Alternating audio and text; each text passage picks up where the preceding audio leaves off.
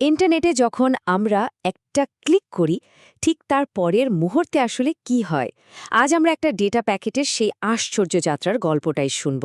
চলুন গভীরে গিয়ে দেখি কিভাবে আমাদের পাঠানো একটা ছোট্ট মেসেজও চোখের পলকে গোটা বিশ্বে ছড়িয়ে পড়ে।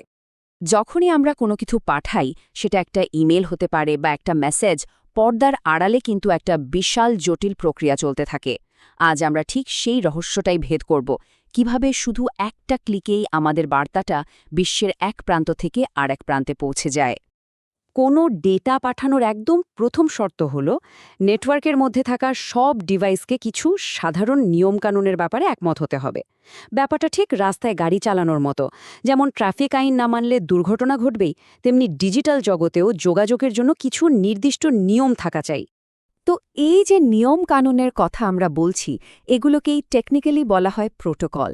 সহজ করে বললে প্রোটোকল হল ডিভাইসগুলোর নিজেদের মধ্যে কথা বলার একটা কমন ল্যাঙ্গুয়েজ বা ভাষা। এই ভাষাটা যদি না থাকতো, তাহলে একটা কম্পিউটার আরেকটা কম্পিউটারের পাঠানো ডেটা কিচ্ছু বুঝত না। সোজা কথায় প্রোটোকল ছাড়া ইন্টারনেট জিনিসটাই অচল।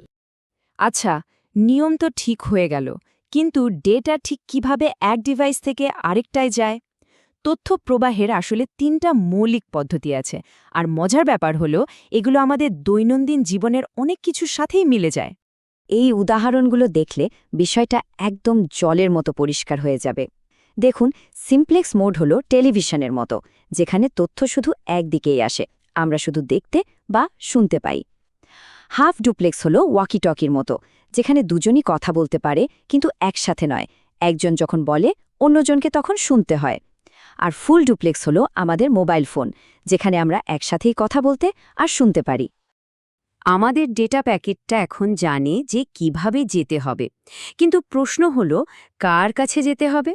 ঠিক যেমন আমরা একটা চিঠি লিখলে খামের ওপর নির্দিষ্ট ঠিকানা লিখে দিই, ডেটা পাঠানোর সময়ও কিন্তু তার প্রাপককে একদম নির্দিষ্ট করে দিতে হয়। এখানেও দেখুন ৩টা পদ্ধতি আছে। ইউনিকাস্ট হলো একদম ব্যক্তিগত কথোপকথনের মতো, মানে একজনের কাছ থেকে আরেকজনের কাছে। ব্রডকাস্ট হলো একটা পাবলিক ঘোষণার মতো, যা নেটওয়ার্কের সবার কাছে একবারে পাঠিয়ে দেওয়া হয়। আর মাল্টিকাস্ট হলো একটা নির্দিষ্ট গ্রুপকে বার্তা পাঠানোর মতো, যেমন ধরুন একটা অনলাইন ক্লাসের লেকচার, যা শুধু সেই ক্লাসের ছাত্রছাত্রীরাই পাবে, আর কেউ না। একটা শেয়ার্ড নেটওয়ার্কে যখন অনেকগুলো ডিভাইস একসাথে কথা বলতে শুরু করে, তখন কি হতে পারে? ভাবুন তো একটা ব্যস্ত রাস্তার মোড়ের কথা। এখানেও ঠিক সেরকম একটা ডিজিটাল জ্যাম বা অ্যাক্সিডেন্ট হওয়ার সম্ভাবনা থাকে, আর এটা বেশ কমন একটা সমস্যা। এই ঘটনাটাকেই বলা হয় কলিশন।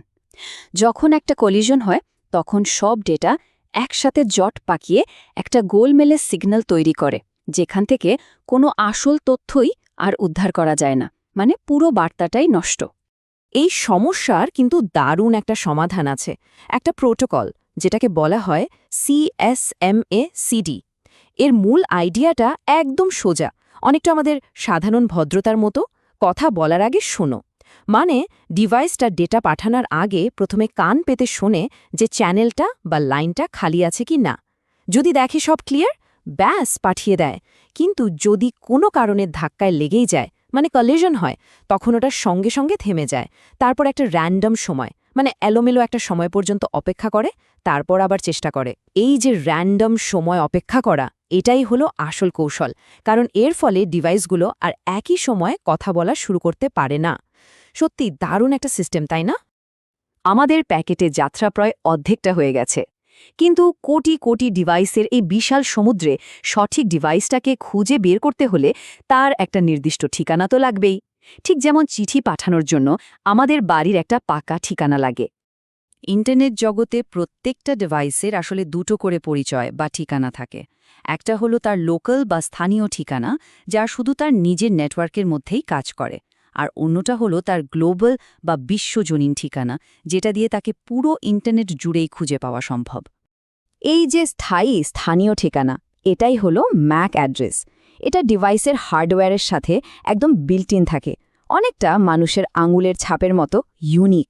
এর প্রথম অংশটা দেখে বোঝা যায় ডিভাইসটা কোন কোম্পানি বানিয়েছে, আর দ্বিতীয় অংশটা ওই নির্দিষ্ট ডিভাইসটার জন্য একদমই আলাদা।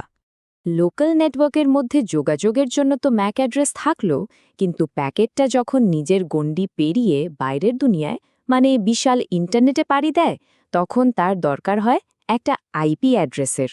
এটাই তার গ্লোবাল আইডেন্টিটি বা বিশ্বব্যাপী পরিচয়। এই সংখ্যাটা একবার দেখুন, প্রায় 430 কোটি। এটাই ছিল মূল ইন্টারনেট প্রোটোকল মানে IPv4 এর মোট অ্যাড্রেসের সংখ্যা। শুনতে অনেক বেশি মনে হলেও আজকের দিনে বিশ্বের সব ডিভাইসের জন্য এই সংখ্যাটা একেবারেই যথেষ্ট ছিল না।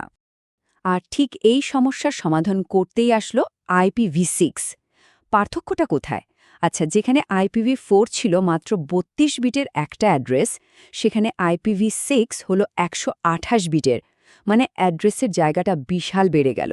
কতটা বিশাল? মানে এটা দিয়ে এত বেশি সংখ্যক ডিভাইসকে ইউনিক অ্যাড্রেস দেওয়া সম্ভব, যা প্রায় কল্পনার বাইরে। একটা আইডিয়া দিই। বলা হয় যে পৃথিবীর প্রত্যেকটা বালুকণার জন্য যদি একটা করে আলাদা আইপি অ্যাড্রেসও দেওয়া হয়, তারপরেও IPv6 অ্যাড্রেস শেষ হবে না। ভাবা যায়? আমাদের প্যাকেটটা এখন তার গন্তব্যের ঠিকানা জানে, সবকিছু ঠিকঠাক, কিন্তু নিজের লোকাল নেটওয়ার্ক থেকে বেরিয়ে বিশাল ইন্টারনেটে ঢুকবে কিভাবে? এখানেই আসছে যাত্রার শেষ এবং সবচেয়ে গুরুত্বপূর্ণ ধাপটা। এই কাজটা করে ডিফল্ট গেটওয়ে। এটাকে আমাদের বাড়ির সদর দরজার মতো ভাবা যেতে পারে। বাড়ির ভেতর থেকে বাইরে যেতে বা বাইরে থেকে ভেতরে আসতে যেমন সদর দরজাটা ব্যবহার করতে হয়, ঠিক সেরকমই একটা ডেটা প্যাকেটকে তার লোকাল নেটওয়ার্ক থেকে ইন্টারনেটে যেতে হলে এই গেটওয়েটা পার হতেই হয়। তাহলে বোঝা গেল একটা সাধারণ ক্লিকের পেছনে পুরো যাত্রাটা কতটা অসাধারণ। একটা ছোট্ট ডেটা প্যাকেট কত নিয়ম মেনে ঠিকানা খুঁজে সংঘর্ষ বাঁচিয়ে তারপর দরজা পার হয়ে ঠিকঠাকভাবে তার গন্তব্যে পৌঁছায়। আর এই পুরো ব্যাপারটা ঘটছে প্রতি মুহূর্তে, প্রতি সেকেন্ডে কয়েকশো কোটি বার। প্রযুক্তি যেভাবে এগোচ্ছে তাতে মনে প্রশ্ন আসেই, এই যে বিশাল ডিজিটাল ডেটার প্রবাহ, এটাকে সচল রাখতে ভবিষ্যতের ইন্টারনেটকে আরও কত নতুন নিয়ম বা প্রোটোকল তৈরি করতে হবে।